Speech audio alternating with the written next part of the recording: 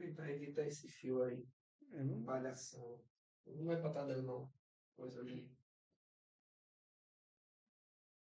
Eu tô no history aqui, esse bicho. Eu só ter a câmera Tá no aqui. history aqui, ó. Oi, gente. Já comecei no YouTube aqui também. Olá, pessoal. Boa tarde. Demoramos um pouquinho hoje, mas vamos lá. Volta. Bota o Vinícius.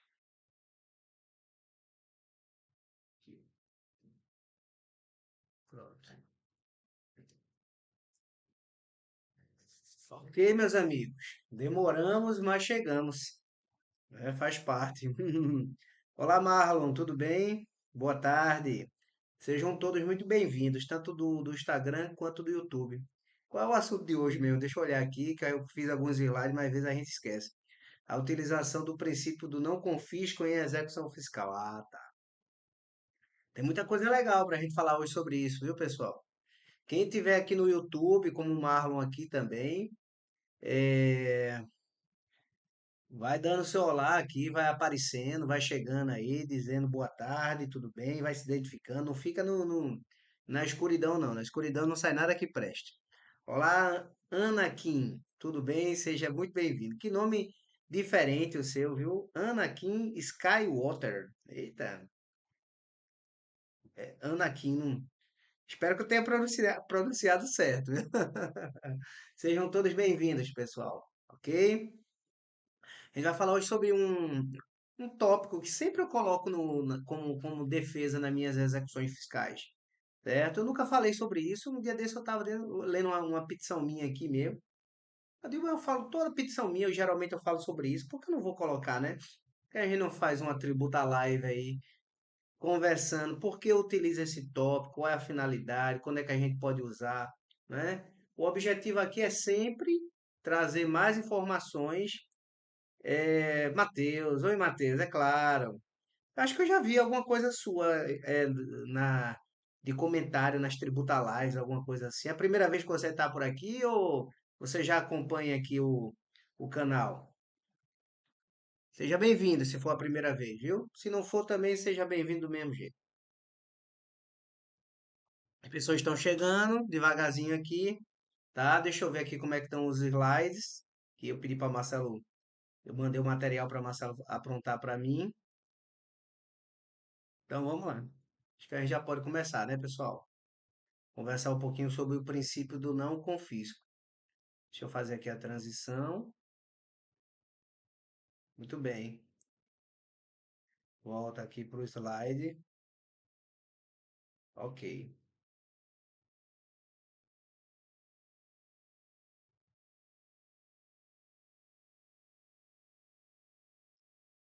Estou aqui apanhando um pouquinho. Deixa eu ver aqui. Slide. Acho que tem que vir para cá. É isso aqui. Pronto. Tá aparecendo aqui para vocês. Está passando, passou. Pronto, aprendi. Porque mudou aqui um pouquinho, viu? Olá, gente. Sejam todos muito bem-vindos. Vamos falar.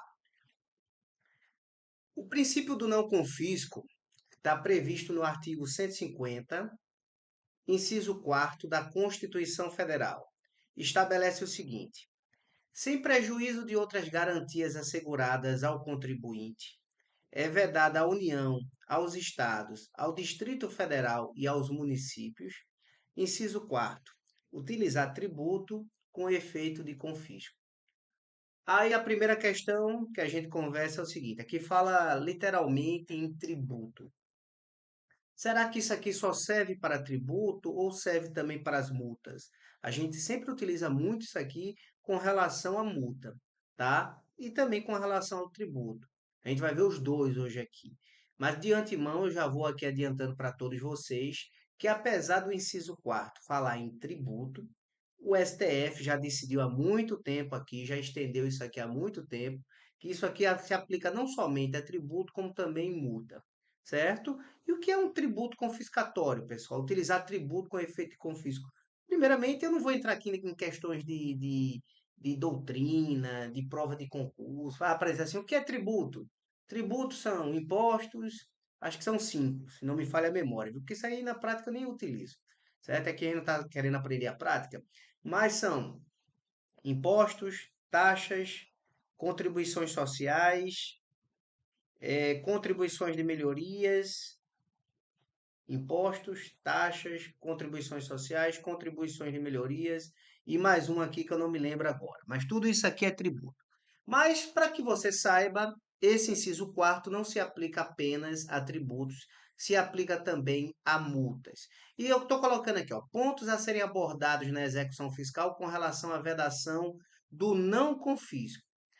Primeiro, a gente sabe, todos nós sabemos, que em março de 2017, o STF deu aquela decisão da tese do século, da não inclusão do ICMS e do ICMS na base de cálculo do PIS e da COFINS, porque o ICMS não representava faturamento nem receita bruta da empresa, ele apenas passava pelos cofres da empresa e é repassado para o ente competente, no caso o Estado. Em razão disso, não deveria incidir o ICMS na base de cálculo do PIS e da COFINS, porque feria a própria redação do artigo 195, inciso 1º, a linha B da Constituição Federal. E quem me acompanha aqui no canal sabe que é praxe em todos os processos da gente a gente já entrar com exceção de pré-executividade. Aí tem lá uma execução fiscal. Eu sou contratado ou você é contratado para defender uma empresa em uma execução fiscal, cujo objeto da execução fiscal é a cobrança de PIS e COFINS. Então, uma das linhas de defesas que eu vou fazer na minha exceção, mesmo não sendo matéria de ordem pública, não vou nem entrar no mérito aqui, tá certo? Tem 300 vídeos de exceção de pré-executividade meu aqui falando por que eu entro sempre, meu primeiro ato é entrar com exceção de pré-executividade, em caso de ordem pública, em caso que não envolve ordem pública, em caso que tem dilação probatória, em caso que não tem dilação probatória, em caso envolvendo a súmula 393 do STJ, em caso não envolvendo a súmula 393, sempre eu entro com exceção de pré-executividade, não nomeio bens do meu cliente a piora, não. Isso aí é o plano B ou o plano C. Então lá, fui contratado, você foi contratado e a gente entrou lá com a exceção de pré-executividade, envolvia PIS e COFINS e em preliminar, logo de cara, minha primeira linha de defesa é da ilegalidade da cobrança em razão do desrespeito à decisão do Supremo Tribunal Federal e diante da inclusão do ICMS da base de cálculo do PIS e COFINS. Essa é a minha primeira linha de defesa, exclusão do ICMS da base de cálculo do PIS e da COFINS. E de onde é que entra aí o princípio do não confisco? Esse já vai ser a minha segunda linha de defesa. Por quê? Porque eu vou dizer o seguinte, olha, na medida em que existe a cobrança de um tributo indevidamente, ilegalmente, na base de cálculo de um outro tributo. Inclusive, isso já foi reconhecido pelo próprio Supremo Tribunal Federal, no RS 574706, em regime de recurso repetitivo. É claro que existe a ofensa ao princípio do não confisco, porque está usando um tributo de uma forma confiscatória, aumentando indevidamente a base de cálculo de outro tributo para cobrar um imposto que é indevido na base de cálculo de outro tributo. Então, esse princípio do não confisco, pessoal, na verdade, é utilizado para quase tudo.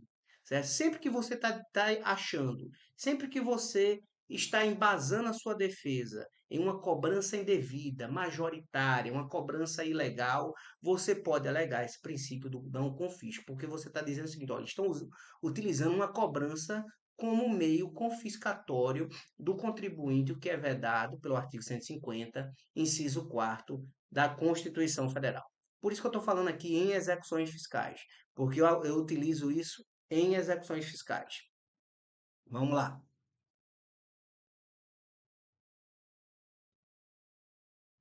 Mas eu gosto dessa gravata. Esse tomzinho aqui fica show de bola. Né? Gosto demais. Nada a ver, né? Mas vamos embora. Aí digamos lá que você recebeu um cliente para fazer a defesa com relação ao imposto de renda pessoa jurídica e com relação à contribuição social sobre lucro líquido. Sai um E a mais aí, certo? No imposto de renda pessoa jurídica. Então, qual é a minha primeira linha de defesa? Exceção de pré-executividade. O que eu vou alegar logo na exceção de pré-executividade? Não vou botar nem exclusão, eu vou botar assim, ó, a inclusão indevida, certo? Que a gente faz rápido aqui, aí às vezes não fica tão perfeito. Mas eu colocaria agora assim, da inclusão indevida do ICMS na base de cálculo do imposto de renda à pessoa jurídica e da contribuição social sobre o lucro líquido. Por quê? Com base no RS 574/706, o Supremo Tribunal Federal já reconheceu em regime de recurso repetitivo, em regime de recurso com repercussão geral, que é indevida a inclusão do ICMS na base de cálculo do PIS e COFINS. O mesmo entendimento, então, também deve ser aplicado com relação à inclusão do ICMS na base de cálculo do imposto de renda e da contribuição social. Aí ali eu tenho toda a narrativa com base na decisão da tese do século, porque também essa tese se aplica com relação ao imposto de renda da pessoa jurídica e com relação à contribuição social sobre lucro líquido. E de onde que entra aí a questão do princípio do não confisco? A mesma situação lá do PIS e da COFINS.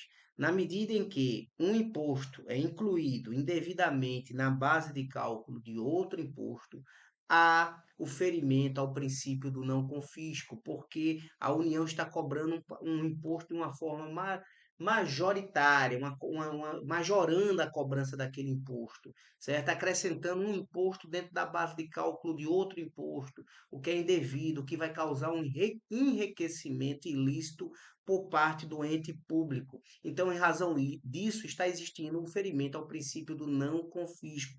Isso primeiro num tópico, a gente vai alegar essa questão da inclusão indevida do ICMS da base de cálculo do imposto de renda e da contribuição social. No tópico seguinte, você fala da vedação ao princípio do não confisco, né? Cobrança de imposto de forma majorada pelo ente público. Aí você discorre sobre isso. É proibido, de acordo com o artigo 150, inciso 4 da Constituição Federal, utilizar tributo com efeito confiscatório, em razão do que foi decidido pelo Supremo Tribunal Federal no RS 574/706, decidiu-se que era indevido, era inconstitucional a inclusão de ICMS na base de cálculo do PIS/COFINS. Diante de tal entendimento, também é indevida a inclusão do ICMS na base de cálculo do imposto de renda e contribuição social. Atuando desta forma, a União Federal, o ente federativo, está violando o princípio do não confisco, pois está aí cobrando indevidamente o imposto na base de cálculo do outro. Aí daí tem 300 folhas para você falar, certo? Então, por aí entra também a questão do princípio do não confisco. Olá, Anderson, tudo bem? Vamos lá.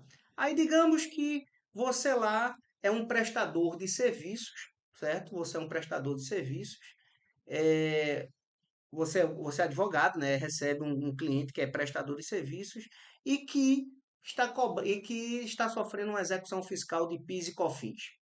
Aí o que é que você vai alegar em preliminar? Da mesma história, conversa.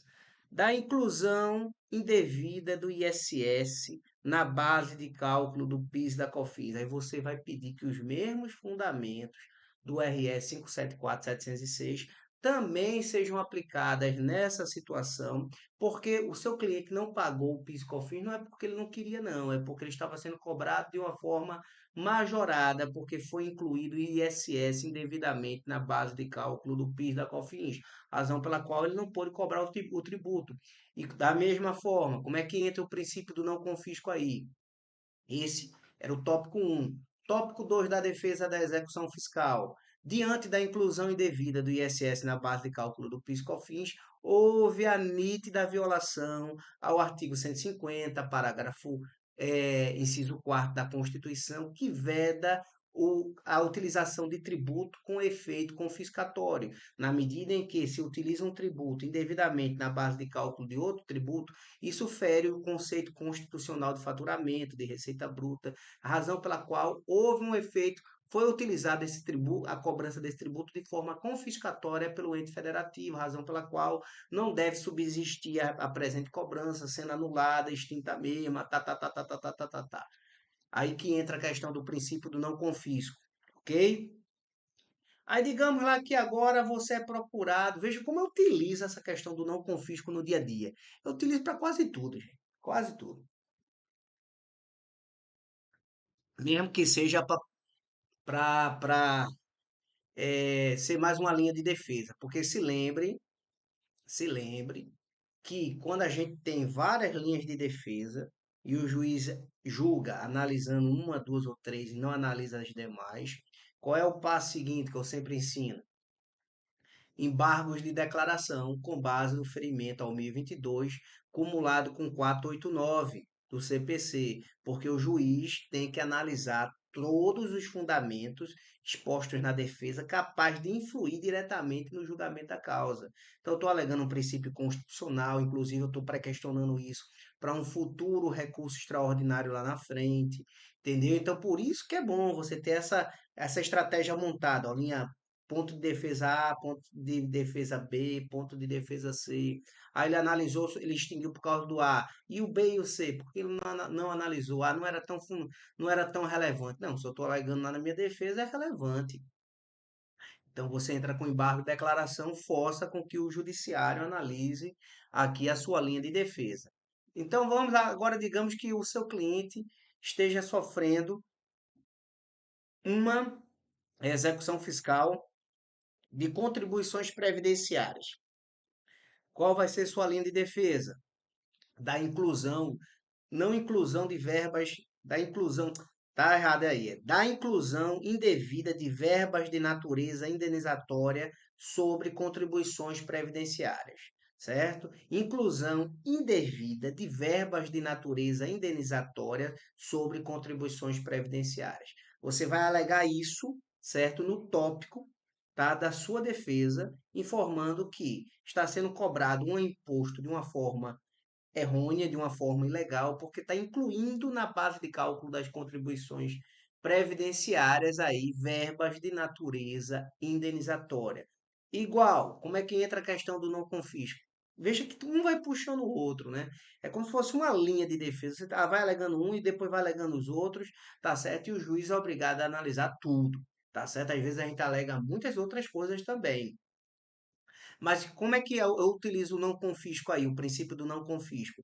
Eu digo, olha, no momento que meu cliente está sendo cobrado contribuições previdenciárias, certo? Sobre algo que não é devido, sobre um terço de férias indenizado, sobre o auxílio-doença, salário maternidade, tudo que foi indenizado não cabe à incidência das contribuições previdenciárias e a União está cobrando valores indevidos nessa execução fiscal. E sendo cobrado valores indevidos, ela também está violando aí no tópico seguinte, a questão lá utilizando tributo com efeito confiscatório, tá certo? Porque o próprio judiciário já entendeu que em algumas determinadas verbas não incide a cobrança da contribuição previdenciária porque possui natureza indenizatória. Se a indenização não incide contribuição. E se a União está cobrando mesmo assim, ela está violando o princípio do não confisco. Ela está utilizando uma cobrança de forma indevida, certo? E essa cobrança está confiscando valores indevidos lá do contribuinte. A gente usa para tudo, gente. Para tudo, né? Aí na prática mesmo, o que é que o pessoal, a doutrina alega? Diz, olha, o que é confiscatório? Por exemplo, um tributo que tem uma alíquota, por exemplo, de 27%, aí que é o imposto de renda da pessoa física, daqui a pouco ele aumenta para 50%, mais da metade. Isso aqui tem natureza confiscatória. Uma multa que o STF decidiu que só pode chegar até 100% do valor do próprio tributo, aí vem lá o fisco cobra 200, 300, como cobrava aqui no estado de Pernambuco, aí isso aí tem natureza confiscatória. Mas na prática, você utiliza o princípio do não confisco em várias situações na defesa e em execuções fiscais. Da mesma forma, aí digamos que você lá recebe lá a visita de um cliente que está sofrendo uma execução fiscal de contribuições para fiscais, que é para o Sistema S, SESC, SEBRAE, SENAC, SENAR, que é do agronegócio, Salário Educação, INCRA e mais uns 200 lá que tem para o cara pagar. Aí o cara não paga, que dá em torno de 5,8 sobre o total da folha. Aí qual é a sua linha de defesa? Sua linha de defesa, veja que eu estou utilizando de várias teses sempre para defender os meus clientes. Veja que não tem nenhum santo lá do lado dos clientes, não, mas a gente está arranjando soluções para dizer por que não houve o pagamento daquele tributo. E volta e meia tem decisões favoráveis aí, extinguindo a execução fiscal. Né? Já apresentei várias aqui para vocês. Aí agora são contribuições para fiscais. De tópico lá, logo de preliminar, logo de cara, você vai alegar o quê? Você vai alegar que diante que ele está a fazenda, o exequente, está cobrando o imposto de uma forma, as contribuições para fiscais de uma forma indevida, porque está cobrando em cima da folha de pagamentos, quando deveria cobrar no limite máximo de 20 salários mínimos, de acordo com aquela legislação lá de 84, que depois foi de 81, que depois foi substituída, ou é 84? Que depois foi substituída lá por um decreto-lei de 86, entendeu? Mas não reformou o parágrafo único da legislação de 81, então continuou a ter o limite de 20 salários mínimos para as contribuições para fiscais. Então, dessa forma, você está dizendo, está sendo cobrado valores indevidos aqui. Aí, no tópico seguinte, você entra no princípio do não confisco, tá? E a Constituição Federal estabelece no artigo 150, inciso 4º, que não pode ser utilizado tributo com natureza confiscatória, certo? Então, no momento em que ele está cobrando em cima de uma base de cálculo que não reflete realmente a base correta, ele está cobrando em cima do total da folha, em vez de ser sobre 20 salários mínimos, como prevê a própria legislação, ele está utilizando de tributos, com cobrança de tributos com efeito confiscatório, porque está cobrando em cima de uma base de cálculo que não é prevista na própria legislação. Então, tudo você utiliza o princípio do não confisco, pessoal. Vamos lá, mais uma situação. Quando a apreensão indevida de mercadorias, a ofensa ao princípio do não confisco. Ah, o cara lá teve uma mercadoria apreendida lá numa determinada barreira, por causa que tinha débitos perante o fisco. O fisco está usando de cobrança de tributos com efeito confiscatório. Está confiscando, inclusive, a gente não diz, está confiscando a minha mercadoria, está confiscando os meus produtos. Você vai defender que não pode, tem súmulas que falam sobre isso, três súmulas do STF, inúmeras decisões dos tribunais locais. Agora mesmo a gente conseguiu uma, dizendo que não pode utilizar a cobrança de tributo com efeito, certo? Apreensão de mercadorias, cancelamento de inscrição estadual, uma série de cobranças, uma série de atos coativos como meio de cobrar tributos, e depois você vai colocar lá também que ele está ferindo o princípio do não confisco, certo? Por quê? Porque a União, no momento que ela está apreendendo mercadorias para forçar o contribuinte, ou a União, ou o Estado, sei lá quem, geralmente é o Estado que é em barreiras, está apreendendo mercadorias no intuito de forçar o contribuinte a pagamento de tributo, ele está ferindo o princípio do não confisco, certo? Outra situação que eu utilizo demais também nas minhas execuções fiscais. Aí, às vezes, eu vejo na execução fiscal que o cara fez alguns pagamentos, certo? O cara aderiu um parcelamento, a execução fiscal ficou parada, aí ele pagou várias parcelas, mais da metade ou menos da metade, mas depois não tem nenhuma informação que o fisco abateu aquelas parcelas da dívida. Aí, evidentemente, o que é que eu vou alegar? Que ele está confiscando valores indevidamente do contribuinte, porque deveria, da mesma forma que ele está atualizando os valores que está cobrando lá dele, do meu cliente, ele deveria também atualizar os valores que ele pagou lá no parcelamento e fazer o abatimento, e não tem nenhum documento que prove que ele abateu do valor que está sendo cobrado da dívida, o valor que meu cliente pagou. E se ele não trouxer esse comprovante, ele está também utilizando tributo como forma de confisco. E há uma vedação pela Constituição Federal que ele faça isso. Então, se utiliza também esse princípio, certo? O artigo 150, inciso 4º da Constituição Federal, que veda, que proíbe a cobrança de tributo ou multa com efeito de confisco. Aí tem também uma multa lá, muito famosa, que está sendo questionada em regime de repercussão geral lá no STF. Eu tenho uma tributa live aqui só falando sobre. Olá, Ítalo, claro, é verdade, eu sei que estaremos juntos, o Anderson também, e eu acho que o Marlon também estará lá, estará comigo amanhã, não sei se não me lembro se o Marlon está na mentoria amanhã, mas estamos juntos sim, com certeza. Eu punhozinho para você também. Vamos lá. Então tem uma multa que é muito famosa, que é aquela multa com relação à compensação tributária, né? A gente pode fazer uma compensação do que a gente acha que está pagando a mais de crédito que a gente tem com o governo com os impostos federais. Isso está previsto no artigo 74 da Lei 9430 de 96. Então, isso acontece muito até com o IPI, né? Tem empresas que até não pagam o IPI na saída porque tem alguma isenção ou benefício, mas ela pode aproveitar o crédito. Aí a legislação diz que ele pode pegar esse crédito e compensar com qualquer tributo federal, que é o artigo 74 da Lei 9430. Mas lá o parágrafo 15 e 16 desse artigo 74 da Lei 9430 diz que se esse pedido de compensação for indeferido pelo fisco, pela Receita Federal, haverá uma cobrança de uma multa de 50%. Essa cobrança dessa multa de 50%, se você for fazer a defesa, tanto administrativa quanto na judicial, você vai dizer que essa multa tem uma natureza confiscatória, porque é direito do contribuinte, certo? Quando ele entender que é devido, realizar compensação na via administrativa, porque existe uma previsão na própria legislação para ele fazer isso. E no momento em que, quando é indeferido, vem uma multa de 50%, por que não é uma multa de 15%, por que não é uma multa de 20%, e logo de 50% do valor do tributo, essa multa tem natureza confiscatória, e é isso que o STF vai analisar através de um RE em repercussão geral que não tem data ainda para ser julgado. Mas a questão já chegou lá, essa multa tem natureza confiscatória ou não. Mas enquanto ele não analisa, a gente vai dizendo que tem e vai dizendo, ó, até o STF já vai analisar se tem ou não tem. Então, vamos aí defender que tem, ok? Boa tarde, José Vieira, tudo bem? Meus amigos que estão chegando aqui, os amigos da mentoria, os amigos da próxima mentoria, sejam todos muito bem-vindos.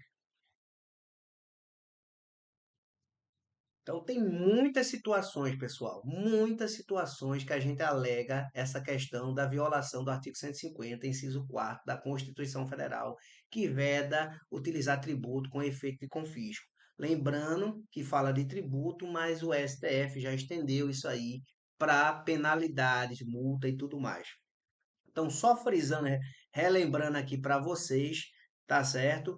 Todos os tópicos lá das minhas defesas em execuções fiscais, em tópicos posteriores eu alego da violação ao princípio do não confisco, certo? Da vedação ao princípio do não confisco.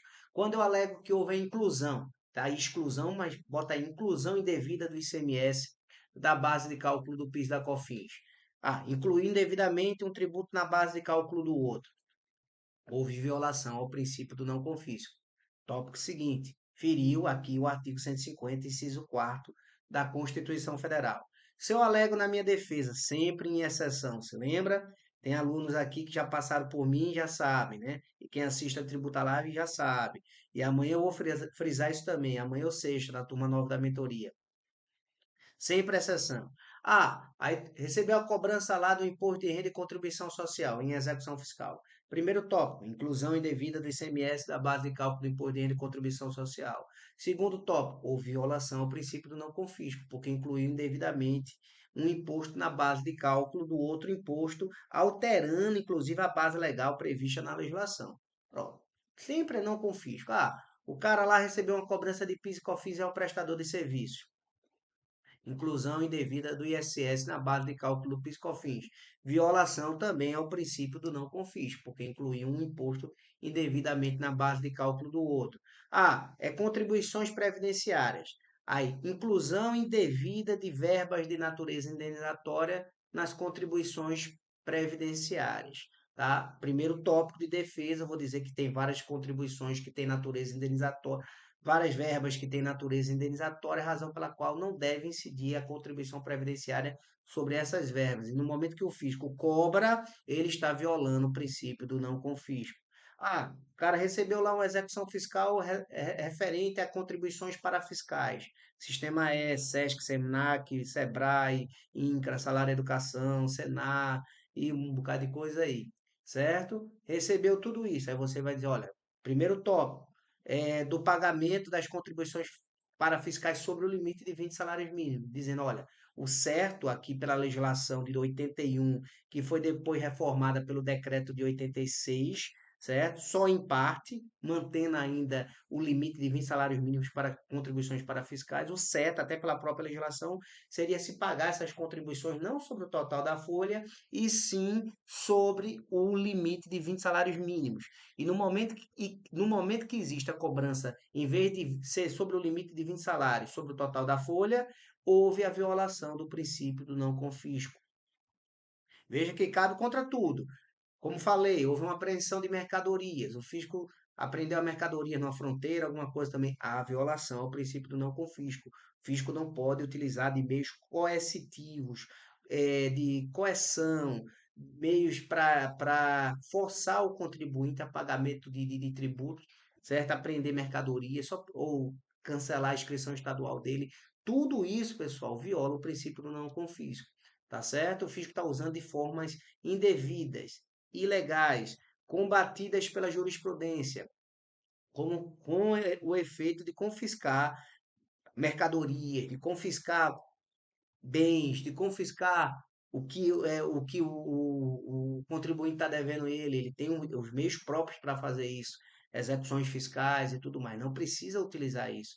Isso tudo viola o princípio do não confisco, né? Aí, como falei, o contribuinte, eu estou fazendo essa revisão porque teve muita gente que chegou depois, tá certo? E pelo menos fixa mais na cabeça de vocês, tá? Aí a gente pega execuções fiscais, acabei de pegar um antes de começar aqui essa tributa lá. Tá já adiantando a defesa dela lá, porque o prazo termina amanhã. E amanhã também tô com um dia muito cheio, tem uma turma da mentoria aí que a gente vai começar à tarde. Aí tava fazendo defesa, tinha alguns pagamentos lá. Ele mostra só que houve um parcelamento, houve alguns pagamentos e depois foi interrompido e acabou-se. Sim, mas e as parcelas que foram pagas? Foram abatidas do saldo da dívida? Geralmente, em execução fiscal, o fisco não prova isso.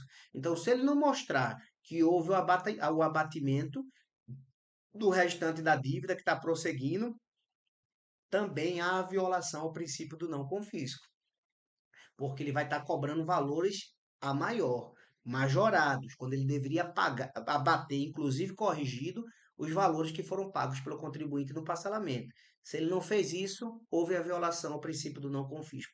Veja que vale tudo, gente. Tudo, tudo, aquela situação. Se você quiser botar um tópico lá para falar da questão da cobrança que está cobrando um imposto indevido, está cobrando um imposto majorado, está cobrando um imposto de uma forma errônea, em cima de uma base de cálculo errada. Tudo isso você pode botar num tópico seguinte, que é a violação ao princípio do não confisco. A multa que eu falei para vocês de 50% no caso de compensação indeferida. Ah, o cara lá tem vários créditos lá e pelo artigo 74 da Lei 94/30 ele pode compensar com qualquer tributo federal. Aí faz a decomp lá, faz o pedido de compensação para não pagar aquele determinado imposto naquele mês, aí depois vem a Fazenda, no caso a Receita, e indefere. Aí quando ela indefere, além de cobrar, ela ainda aplica uma multa isolada de 50% sobre a compensação indeferida, sobre o pedido de compensação indeferido.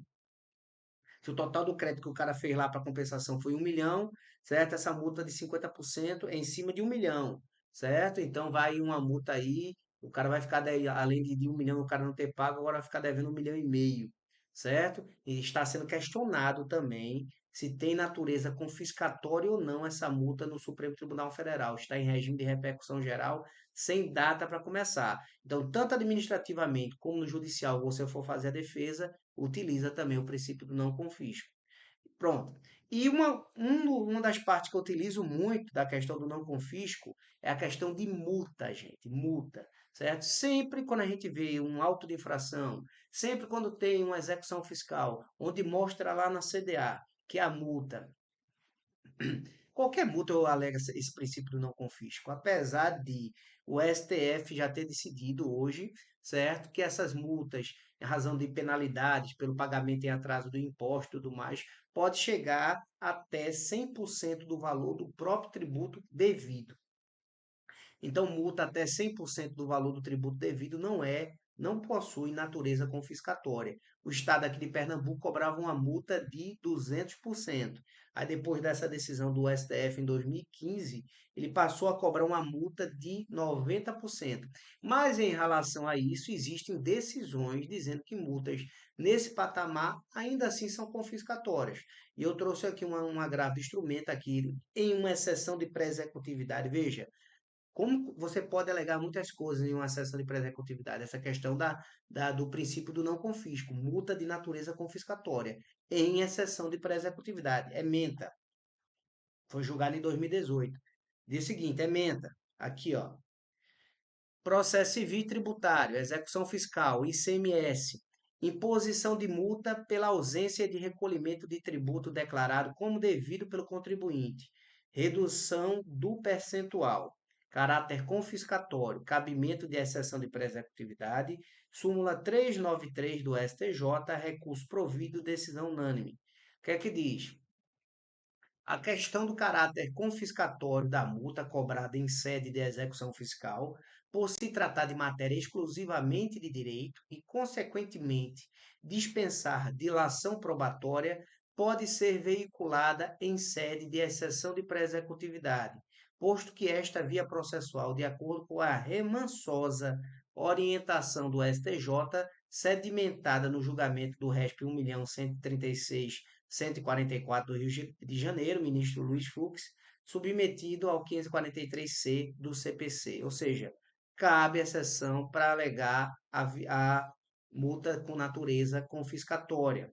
Aqui está dizendo, ó, é dominante nas câmaras de direito público, deste sodalício, o entendimento de que a multa de 90% aplicada pelo fisco na presente hipótese se apresenta desarrazoada e excessiva, constituindo-se em clara ofensa ao princípio constitucional da razoabilidade, de modo que a sua confirmação agredirá ao patrimônio do contribuinte, restringindo o exercício de sua atividade profissional e do comércio, violando assim os artigos 13 e 170 caput da Constituição.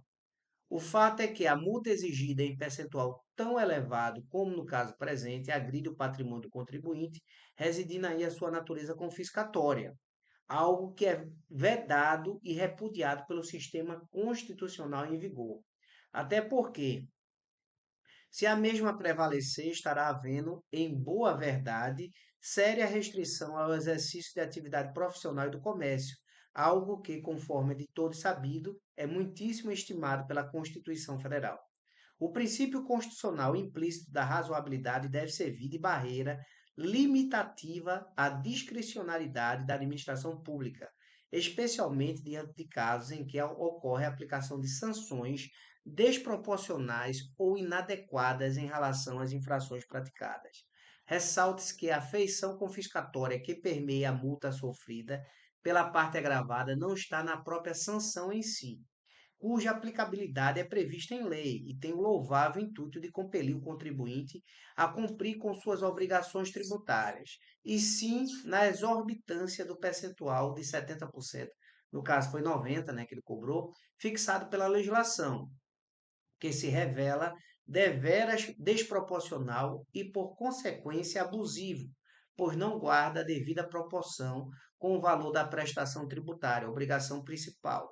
Conclusão esta que já é suficiente para determinar a redução desse montante para apenas 20% do valor do débito cobrado, recurso provido por unanimidade de votos. Então, só com isso aqui, se você não tivesse nada para fazer em defesa em uma execução fiscal e tivesse uma cobrança de uma multa de 90%, certo? Por o contribuinte não ter pago o imposto na data do vencimento, você entraria lá com exceção de pré-executividade, veja que cabe, segundo a decisão aqui do Tribunal aqui do Estado de Pernambuco, e alegaria que o fisco estaria cobrando multa com natureza confiscatória, ferindo o artigo 150, inciso 4º da Constituição Federal e essa decisão do próprio TJ. E tem inúmeras outras decisões, pessoal. Só trouxe uma aqui, peguei rapidamente entre várias decisões que eu coloco nas minhas peças aqui, uma decisão trouxe aqui para vocês. Então, em tudo, veja que quantas hipóteses de defesa cabe alegação de violação ao princípio do não confisco, violação ao artigo 150, inciso 4 da Constituição Federal. Então, diante disso, ficou alguma dúvida ou ficou tudo esclarecido? Estão notando que o professor está doido para ir embora já, né? Mas estamos aqui para esclarecer. Tá tudo ok? Entenderam como é que a gente utiliza o princípio do não confisco na defesa dos nossos clientes, principalmente em execuções fiscais? Entenderam que a gente utiliza o princípio do não confisco em outras hipóteses também, por exemplo, apreensão de mercadorias, certo? Cancelamento de inscrição estadual, em multas, que o princípio do não confisco não se aplica apenas para tributo, se aplica também para demais penalidades e tudo mais. Como é que ficou? Tudo tranquilo? Ítalo está dizendo, tranquilo até agora. E acabou. Não tem mais depois, não. Acabou aqui a Tributa Live. Acho que já tá bom da gente encerrar, né? Acho que o que eu poderia falar aqui dessa questão do princípio do não confisco, a gente já falou, certo? Até porque eu procurei até também se tem algum material aí, alguém deu uma olhadinha aqui na internet para ver se tinha alguém falando sobre isso aqui. Não encontrei quase nada, viu, gente? Muito a prova do concurso, quais são os princípios constitucionais, não confisco, não sei o quê, e papapá. Mas eu digo, bem, como não tem ninguém falando, eu vou pegar os tópicos, certo? Que eu utilizo de defesa aqui nas minhas execuções fiscais, como defesa em execuções fiscais, e vou relacionar o princípio do não confisco a cada um desses tópicos. Porque geralmente em cada uma dessas ações a gente alega também o princípio do não confisco. E por que é importante a gente alegar isso, pessoal? Se lembra? Quando a gente está defendendo um cliente, a gente tem que metralhar de tudo que é forma, utilizar toda a linha de defesa que a gente puder, até porque se o juiz analisar ou dois pontos, não analisar um outro, a gente vai entrar com embargo de declaração, vai pré-questionar o questionamento, até para poder depois levar para os tribunais superiores. Se o princípio do não confisco está lá no artigo 150, inciso 4 da Constituição, para poder levar essa questão lá para o STF, eu tenho que ter pré-questionado a matéria nas instâncias ordinárias, nas instâncias inferiores. Então, para isso, eu tenho que alegar já desde a minha defesa inicial, certo? E se ele não falou, a gente entra lá com o embargo de declaração por violação ao 1022 com 489, e se não me falha a memória, também tem uma súmula 98 do STJ que diz que os embargos de declaração para efeito de pré-questionamento não têm caráter protelatório. Ok, meus amigos? Então, como não houve mais perguntas, certo? Eu ia esquecendo também de falar, quem não é inscrito no canal, se lembre de se inscrever no canal. Graças a Deus aí também, graças também ao sucesso da imersão tributarista de sucesso, aí houveram aí de 20 dias para cá, acho que 270 inscritos no canal. Para mim é muito bom também, eu fico muito feliz. Mas quem vai assistindo esses vídeos depois também, sempre lembre de deixar o seu joinha, de se inscrever no canal. Isso para a gente é importante, pessoal. Que grava esses vídeos para vocês aí de forma gratuita. Pelo menos um ou dois vídeos por semana a gente deixa aqui assuntos altamente relevantes do ponto de vista da prática tributária.